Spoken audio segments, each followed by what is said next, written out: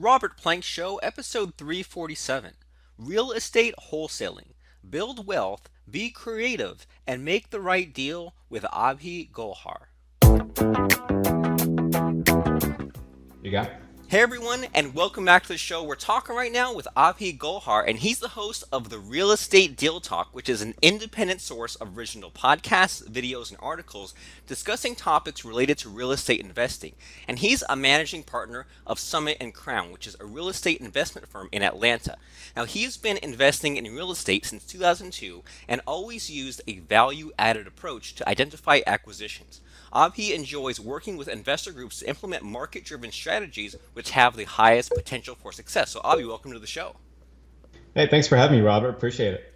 I appreciate you. And so, I kind of have to admit, like, all this like real estate stuff, whenever I have like any money left over that wasn't taken up from like, taxes or being left in the business, I always kind of look at this real estate sort of stuff and I kind of get discouraged. And I think it's because like either the information is like too technical and there are too many possibilities, or it's too like just hammering home some sort of like sketchy, risky sort of one specific strategy. And so like, do you kind of do you kind of see that happening with like real estate, or do you see just people like being confused about all these terms or where to even jump in? That's a good question. I think there's definitely this elusiveness to the real estate world, right? And it's super dissatisfying to me when I'm up at 2 o'clock in the morning and all I see are these late night infomercials of, hey, pay $25,000 for my fur bus tour of Atlanta, and you'll learn everything that you need to learn about real estate investing, which is just such crap. I mean, it's not going to happen.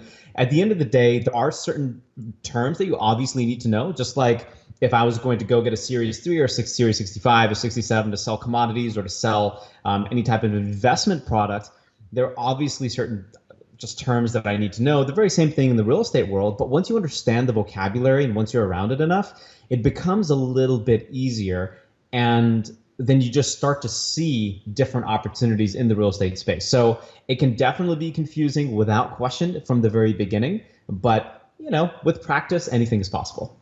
Well, cool, good to know. It's very reassuring. And so, sort of having said that, like, what's the starting point? What do people need to know about like real estate these days, and what they should be paying attention to, or what they should be doing? I would say don't be told what your investment strategy should be. Like, there are too many folks out there now that are just, maybe they might be a little confused because they're not seeking themselves. What I mean by that is understand your investing personality. Like, if you are a type of person that loves to flip and you're like, hey, I want those quick hits of cash every single time I flip a property, then great. Maybe look for that. Or if you're the type of person that says, I can't stand those flipping people, whatever, right? All I want to do is I want to see that monthly check from my single family rentals. I want to rent property and see it. And maybe gonna gear your education to that a little bit. Everything comes down to who you are.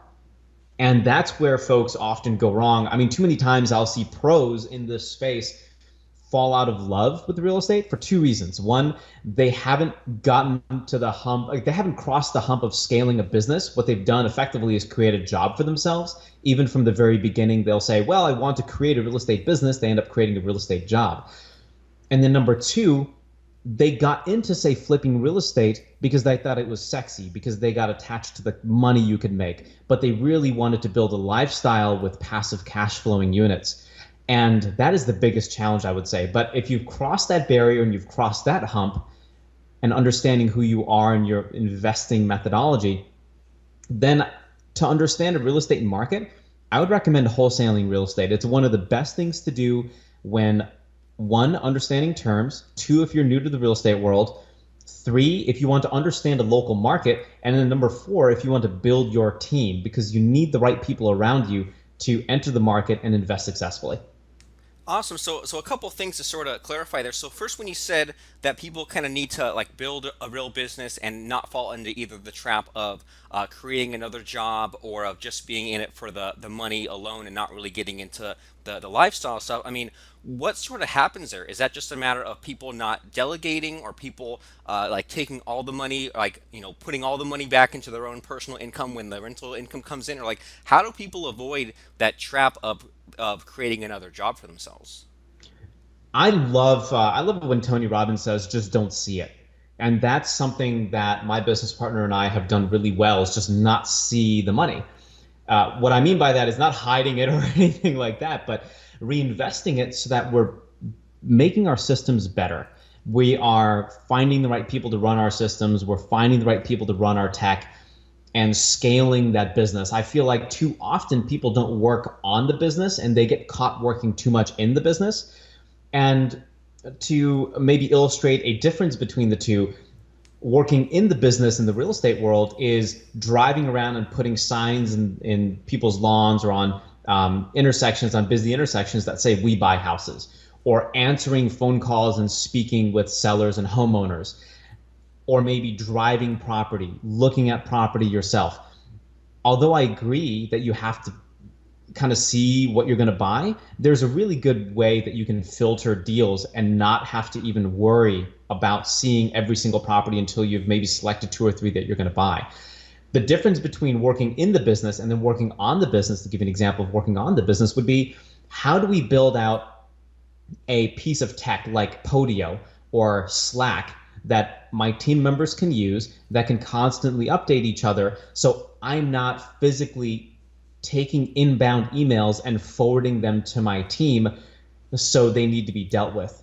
And that's how now I begin to scale my business instead of creating this hole of activity that I have to constantly work in every single day, hence potentially falling out of love of real estate investing. Does that kind of make sense? Yeah, it does. So it sounds like, I mean, it sounds like, just to boil it down, it's just like treating it like yet another business. And it sounds like people either kind of treat it as sort of a hobby or like something else they're sort of doing on the side. But it makes a lot of sense when there are like, things to be dealt with, or step by step things to do, or incoming emails to answer and things like that, instead of you trying to take all the burden of it and just fill up those 8 hours of every day, putting signs out and all that. Delegate some of that. That way you have sort of like an easier sort of process there, so that way it's not just you handling all those things. And so thanks for clearing that up. And then, so kind of moving along there, you mentioned wholesaling real estate, which I have to admit I haven't heard of. I've heard of the whole,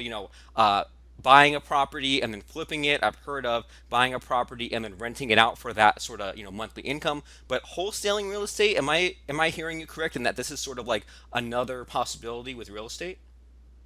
It is not only a possibility, but it is a absolute reality. So what wholesaling is, Robert, is you have two parties. Okay, you have a seller of a property and you have a buyer of a property. More often than not, the seller of a property will be a homeowner, and the buyer of this property will be an investor. Somebody like me that will say, I'm looking for a 3 bedroom, 2 bathroom, 1.5 car garage, 1,300 square feet in this area of town.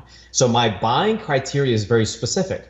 So if you, Robert, you're the wholesaler and you come across a couple of homeowners as a result of your yellow letters or your bandit signs or any inbound or any funnels that you've created, any marketing methods that are creating those leads that you're drawing into your system, and let's say you've come up with 3 potential properties, you send me some basic information about that. You as the wholesaler, you'll collect some data from the homeowner and you'll say, hey, Joe, hey, Sally, my name is Robert and I want to know a little bit about your house so that I can, or a little bit about your home so I can determine whether it makes sense for us. Is that okay? Fantastic. You go through the questions: bedroom, bathroom, condition of the home, condition of the AC, the roof, the HVAC. Generally speaking, if you had all the money that you needed to, what repairs would you make to the home? And this paints a picture of the deal. So when you put it together for an investor or a buyer like myself, then I have a very full understanding of, here's the property address, here are the details of the home, here's my purchase price, here's my acquisitions price, and here's my renovation cost, and here's what I could do with it. If I like that deal, and I don't like to use the word brokering, but essentially you're putting a purchase and sale agreement with the seller and you are assigning that purchase and sale agreement to me, the buyer, that assignment to you alone can be worth anywhere between $3, $4, $5, $6, $7,000 per house. I think last year we Man, I mean, we paid probably 60, 70, probably a little bit more in assignment fees to wholesalers, and they just, I mean, they made money, which was great because they found these deals, they saved us money, and we were able to buy good deals from them. But, for larger deals, wholesalers will make a little bit more money. For smaller deals, wholesalers will make a little bit less money, but that's okay. I mean, the average generally between $3,000 and $5,000 per deal. Okay, so this is starting to make sense, but I still have a couple of questions. So it sounds like okay, so you're basically like filtering out out of like all the properties that there are. You're kind of like filtering out to a few, and then kind of doing some like deep research on them to then hand over to the investor. Is that on the right track? Yes, you got it. And so after you kind of basically make like almost like a business plan, almost like you say, well, here are the costs and here are these things. Like, are you as the wholesaler like doing any of the actual work, or are you just sort of selling information to the investor? Great question. You don't have to do any work. All you have to do, you're not doing any renovation on the property. You're not putting your own money into the deal, nothing. All you're doing is you have a purchase and sale agreement with the seller, essentially saying, hey, Joe or Sally, I, Robert, agree to buy your property located at this address for, say, $100,000. And you'll also have a separate assignment agreement, or there's an assignment clause in that contract that states that this purchase and sale agreement you can assign to a third party. Let's say I'm your third party, and let's say that I'm willing to purchase this deal at $120,000. So now you're making $120,000 minus $100,000. You're making 20 grand on that deal potentially, or whatever those numbers work out to be. You might have to put up a little bit of money for what's called an earnest money deposit, and that can range between $0 and $500. I think now, because the real estate market is kind of hot, folks are expecting between $1,000 and $2,000 sometimes. I generally don't go through those. I generally don't put down that much earnest money, but that earnest money is, however, refundable up until a certain amount of time in that deal window. So we could talk about that as well. But does that kind of make sense, how you're connecting the dots with the two parties? Yeah, yeah, sort of. But then as you're sort of explaining this, it kind of makes you wonder. Well, is there a reason why the investors don't do this themselves, or why they don't just like hire someone and pay some kid a minimum wage to do all the same kind of work? Yeah, sometimes it's just man, it is deal flow.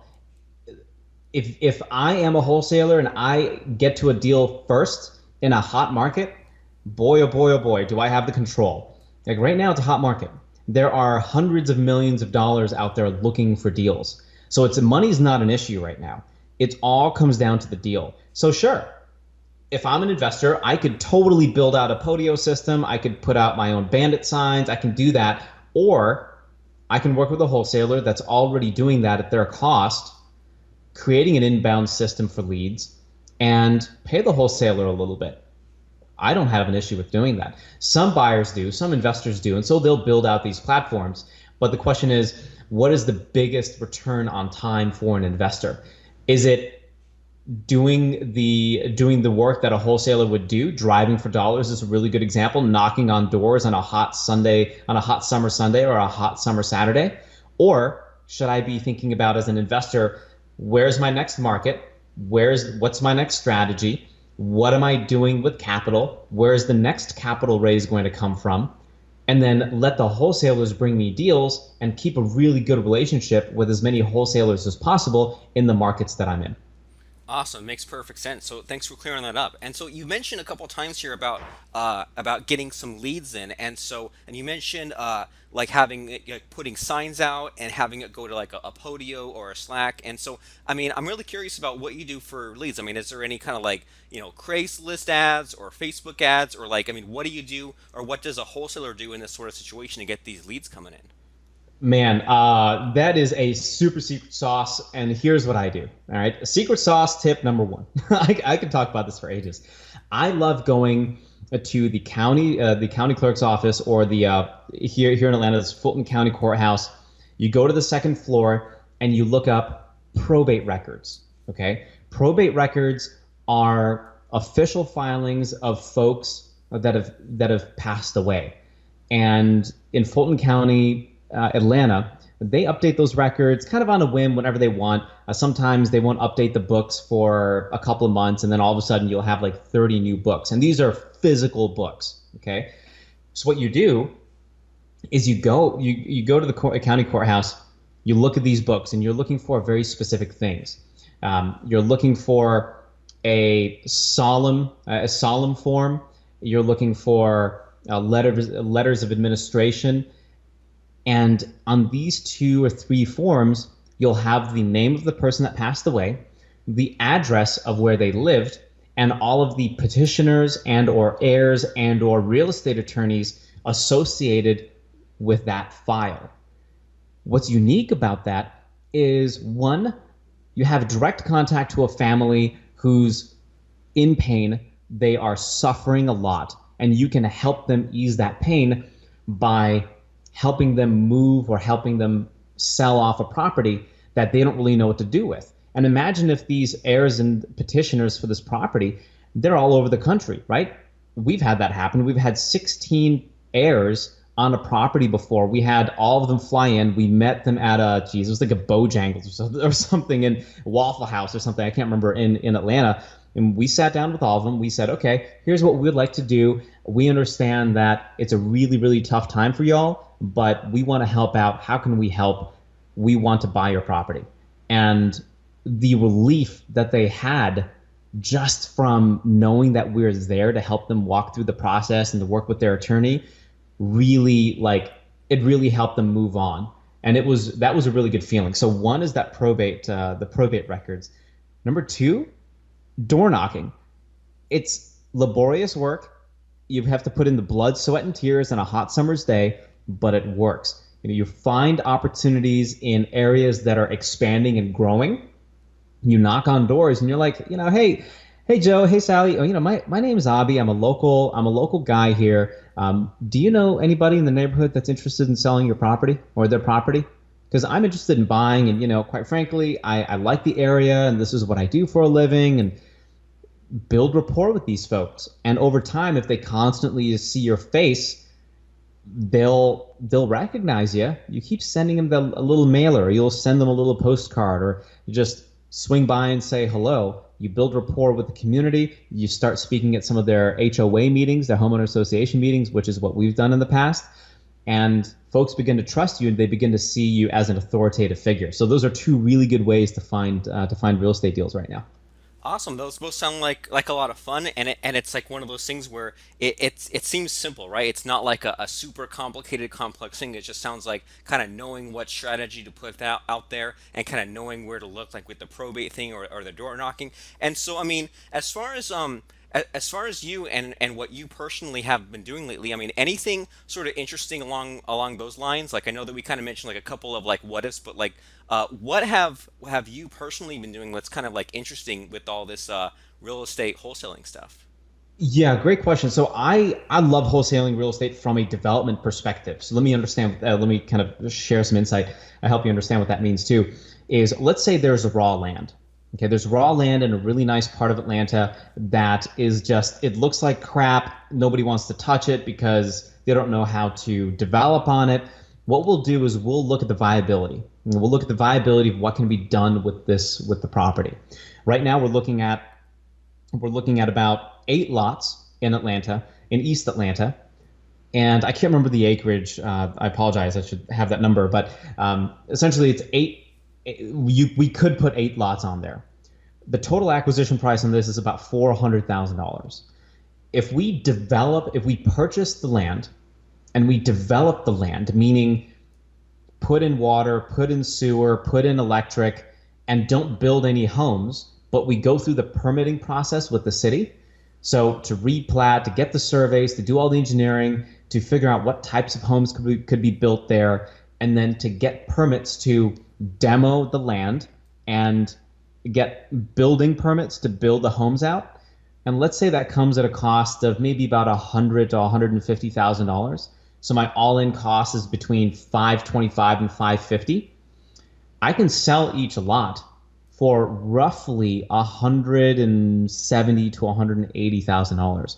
So if we look at just the development piece and wholesaling that development out to another builder, the profit potential is incredible. So I love working on deals that right now are not cookie cutter because the market is way too hot. Like in Atlanta, it's tough to get an easy deal.